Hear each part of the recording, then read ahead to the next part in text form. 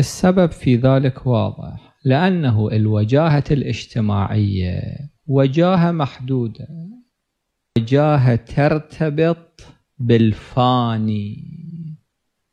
المادة فانية، الماديات فانية. الله تعالى يقول كل من عليها فان.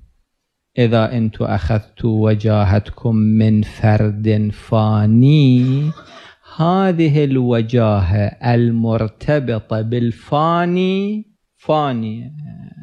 المادة فانية. الله تعالى يقول كل شيء هالك إلا وجهه.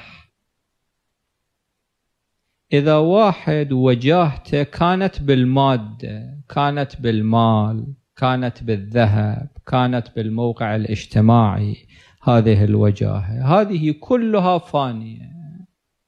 الوجاهة المرتبطة بالفاني أيضا وجاهة فانية.